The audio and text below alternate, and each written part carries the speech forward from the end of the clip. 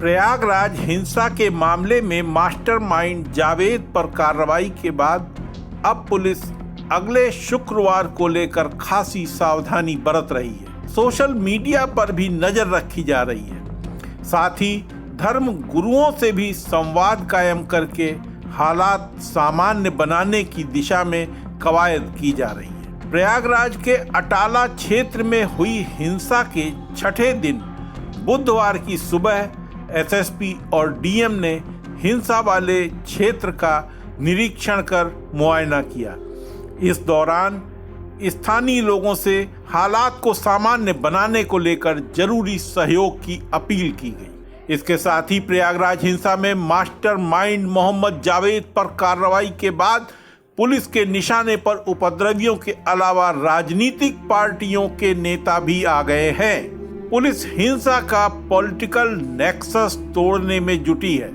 SSP ने कहा है कि हिंसा में जिन भी पॉलिटिकल पार्टियों के नेताओं के नाम सामने आएंगे उनकी गिरफ्तारी को लेकर अलग से टीमों का गठन कर कार्रवाई की जाएगी।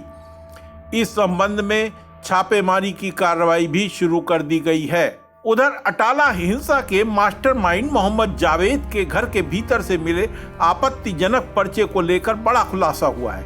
एसएसपी अजय कुमार ने बताया है कि हिंसा के मास्टरमाइंड जावेद के घर से मिले पर्चे में हिंसा वाले दिन लोगों को अटाला पहुंचने के लिए कहा गया था।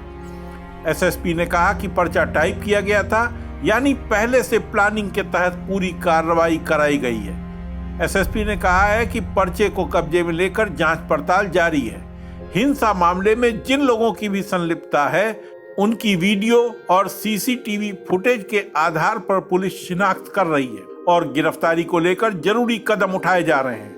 एसएसपी अजय कुमार ने कहा है कि चिन्हित उपद्रवियों के पोस्टर भी तैयार किए जा रहे हैं और जल्द ही घटना में शामिल उपद्रवियों के चेहरे भी पोस्टर के जरिए बेनकाब किए जाएंगे।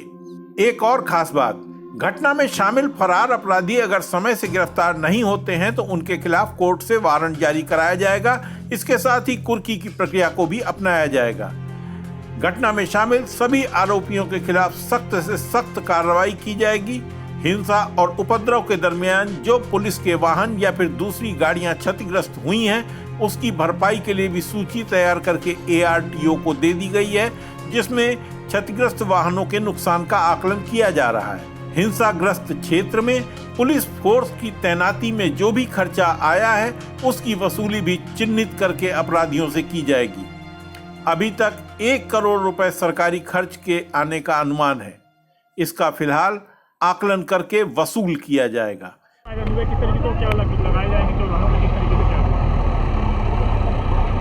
ये 92 लोगों को न्यायिक अभिरक्षा में भेजने के बाद 40 और लोगों के नाम बहुत ही क्लियर हैं, नाम पते उनके पीछे पुलिस काम कर रही है। वो घरों से भागे हुए हैं, फरार हैं। लगातार उनके ठिकानों पर दबिश दी जा रही है। अगर वो पुलिस या न्यायालय के समक्ष हाजिर नहीं हुए तो एनबीडब्ल्यू जारी करा के 82-83 की कार्रवाई कराते हुए उनके घरों की कुर्की की कार्रवाई कराई जाएगी। इसके अलावा 45 ऐसे वीडियोज़ और फोटोज़ मिले हैं जिनमें क्लैरिटी है कि वो उपद्रवी ईंट फेंक, पत्थर फेंक रहे हैं या आगजनी कर रहे हैं। उनके वीडियोस को, फोटोज़ को ऑन रिकॉर्ड लेते हुए पोस्टर बनाया गया है और सोशल मीडिया में मीडिया बंधुओं को कुछ पोस्टर भेजे भी गए हैं। बाकी उनकी हार्ड कॉपी निकाल करके अभी 1-2 घंटे के अंदर चस्पा कर दिए जाएंगे। करीब 50 ठिकानों पर ये चस्पा किए जाएंगे ताकि उनकी पहचान सुनिश्चित हो सके, उनका डिटेल मिल सके और उनको ऑन रिकॉर्ड लेते हुए उनको बुक किया जा सके। सर, एक मैसेज आपके द्वारा दिया गया है कि सर्च के दौरान जो उसके घर से एक आधा फटा हुआ पन्ना मिला था, तो क्या पूरा प्रकरण? जब जो अभी तक मुख्य अभियुक्त के रूप में उभरा है मोहम्मद जावेद उर्फ जावेद पंप, उसके जब घर का ध्वस्तीकरण नियमानुसार किया जा रहा था उस दौरान सर्चिंग हुई थी तो पुलिस को मैंने बताया था कि आपत्तिजनक चीज़ें मिली हैं जिसमें असलाह, कारतूस और कुछ पर्चे, कागज़, बैनर, पोस्टर, किताबें थीं।